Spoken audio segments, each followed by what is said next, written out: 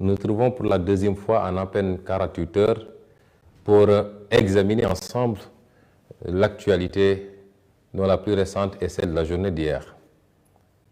Je voudrais d'abord vous remercier tous ceux qui ont pu réagir pour nous manifester et nous témoigner leur solidarité. Je n'ai pas pu répondre parce que vous imaginez bien que c'est des centaines et des centaines de messages d'ici, de la diaspora et de l'étranger. Nous vous en remercions et vous rassurons que nous sommes plus que jamais déterminés à aller jusqu'au bout de ce combat. Nous sommes plus que déterminés à en finir avec le régime de Macky Sall. En profiter pour vous rassurer qu'aujourd'hui, plus que jamais, Ousmane Sonko est candidat à l'élection présidentielle de 2024. Et comme je l'ai toujours dit, en dehors de la volonté divine, il n'existe pas de créature sur terre qui peut m'empêcher d'être candidat à cette élection. Vous rassurez que ma détermination reste intacte à tout point de vue. Rien ne peut m'ébranler, rien ne peut m'atteindre, et chaque acte posé est une motivation supplémentaire à en finir avec le régime de Macky Sall. Et je suis heureux de constater que je le partage avec des millions de Sénégalais, la majorité écrasante des Sénégalais. Chers amis, ce qui s'est passé hier est d'une gravité extrême.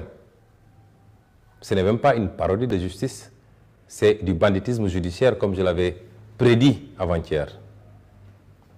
Mais je voudrais dire également que l'objectif recherché par Macky Sall est double. Le premier, c'est un objectif de rassurer le petit club de magistrats complètement soumis à ces desiderata qu'ils peuvent poser des actes similaires en toute quiétude parce qu'il a tous les moyens pour les protéger. Je voudrais dire à ces magistrats que nous menons un combat dans la patience et dans l'endurance. Et que tous ceux qui se sont associés à des entreprises de liquidation en violation flagrante du droit et des procédures rendront compte tôt ou tard et d'une manière ou d'une autre. Parce qu'il est temps que certaines choses cessent dans ce pays. Le pire, c'est que ces magistrats, désormais, ont fait de ces dossiers-là des affaires personnelles.